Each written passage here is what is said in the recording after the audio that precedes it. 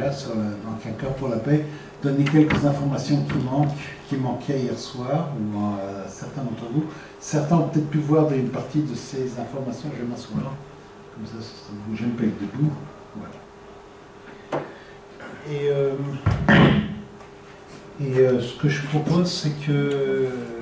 comment est-ce qu'on a combien de temps? Oui, Muriel. Oui, elle est là. Ah, je cherchais en rouge. Ah, raté. Ça, c'était hier. On a combien de temps? 3 heures? Non, est-ce qu'on peut un quart d'heure sur les diapos après aller dans le service, voir les enfants et après passer par les diapos? Oui. D'accord, ce que je vais faire ça le plus rapidement, d'abord parce que certains ont vu une partie de cette présence, de ce diaporama, et deuxièmement, de ces diapos, et deuxièmement, je pense que c'est plus intéressant de voir la vérité que de voir des faits, pas la vérité, enfin de voir des faits.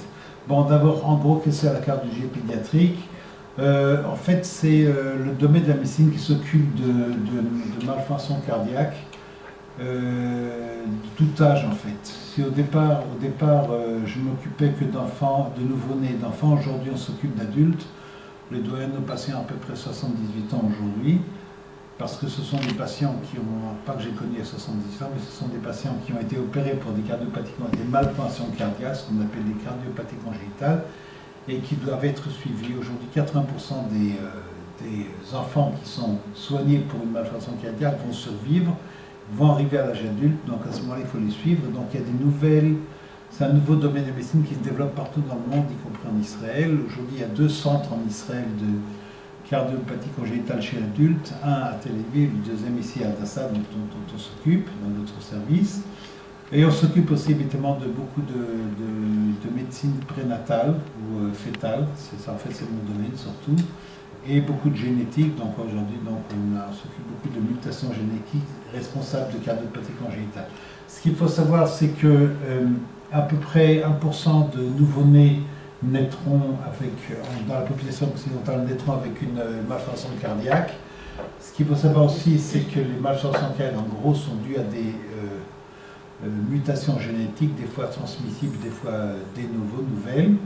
Mais ce qu'il faut savoir aussi, que s'il y a une transmission génétique, elle va être accrue s'il y a des mariages consanguins.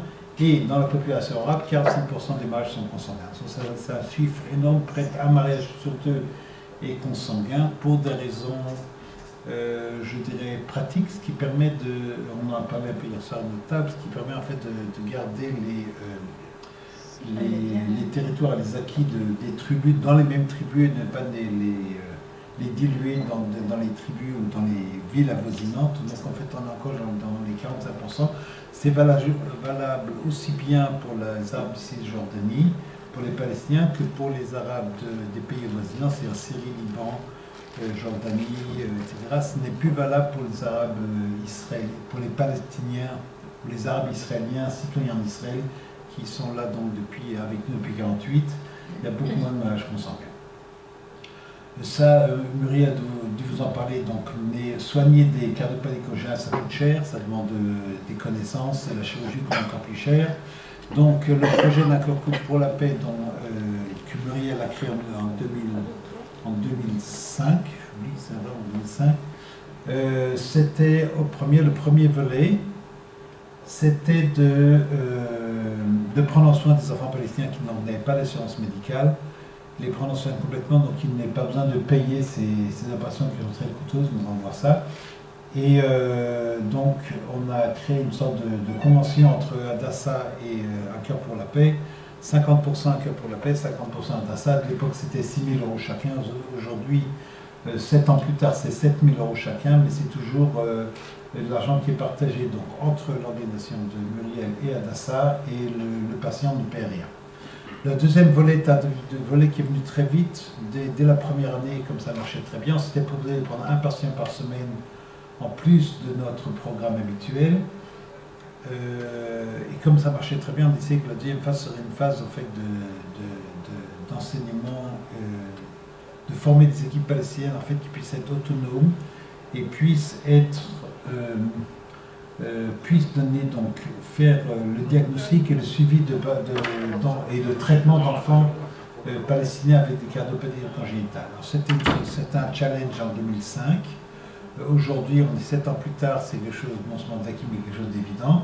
Vous avez vu hier le Dr Nael Lacham, vous avez vu donc la clinique, donc ça c'est vraiment la suite de ce programme.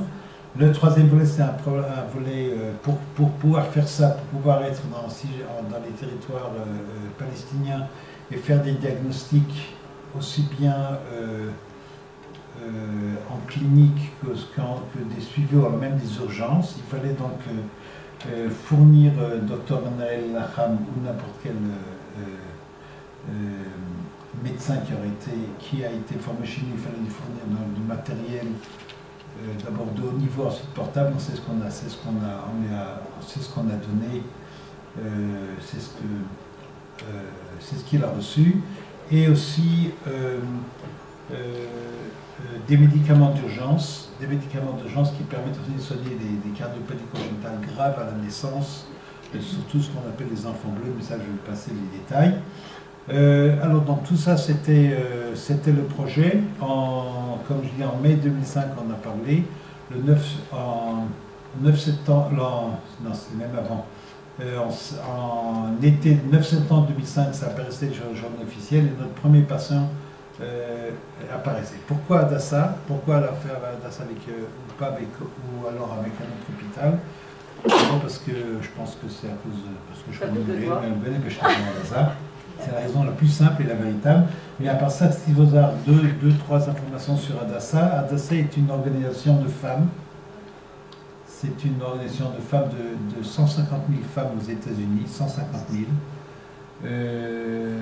qui a été créée en 1912, donc il y a exactement un siècle, à New York, par 7 femmes juives, conservatrices et socialistes aux États-Unis. Donc il y avait dans la mission de créer un système de santé qui soit en fait valable, équitable, etc. en Israël. Il faut savoir qu'en Israël à ce moment-là, il n'y avait pas grand-chose. C'est-à-dire il y avait beaucoup de systèmes de santé, mais qui étaient dépendants des différents pays. Il y avait un hôpital français, il y a toujours un hôpital français, hôpital italien, hôpital allemand qui est Gustav Victoria, un hôpital espagnol. Vraiment, il fallait donc être ressortissant de ce pays pour avoir droit à soins médicaux. Ce qu'Hadassah proposait, donc des soins qui seraient donnés à tout le monde. Donc la première chose, en 1912, Hadassah envoie 3 infirmières qui sont d'abord peu fréquentées par les populations ni juives ni arabes parce qu'on les prenait pour des missionnaires. Et peu à peu, on a appris à les connaître. Ça, c'est donc après la Première Guerre mondiale. Pour la Première Guerre mondiale, Hadassah s'occupait en fait surtout de soins de soins de maternité et donner du lait. Il manquait de lait à Jérusalem, et donc de transporter le lait à dos d'âne, en fait, dans différents foyers. En 1918, est créé le premier hôpital Hadassah, qui en fait est créé dans l'hôpital Rothschild, en fait, qui se trouve encore à la rue des Prophètes. Vous avez peut-être hier, c'est tout près de là où on a mangé hier. Donc avec un groupe de médecins et infirmières américaines qui sont venus en Israël pour créer donc vraiment le premier hôpital. Mais l'hôpital Hadassah lui-même est créé en 1939 sur le Mont Scopus. En 1939 est inauguré Hadassah, un hôpital ultra moderne pour l'époque, en 1939. Vous avez vu le Mont Scopus? Vous n'êtes pas passé par le Mont Scopus. À côté du Mont des Oliviers, vraiment ça se plante d'un côté Jérusalem, et de l'autre côté toute la vallée du Jourdain, c'est assez spectaculaire. C'est un hôpital qui est ouvert en 1939 et qui malheureusement ne fonctionnera que 9 ans, puisqu'en 1948 éclate la guerre de l'indépendance et qui n'épargnera pas l'hôpital Hadassah qui est toujours en fait dans une enclave, si vous voulez, du côté est. Et il y aura pendant quelques mois, il y aura encore des convois médicaux qui viendront de Jérusalem, est à ouest, avec médecins, infirmières, etc. Il faut se souvenir qu'à Hadassah, même encore à ce moment-là, les patients étaient aussi bien juifs, chrétiens que musulmans.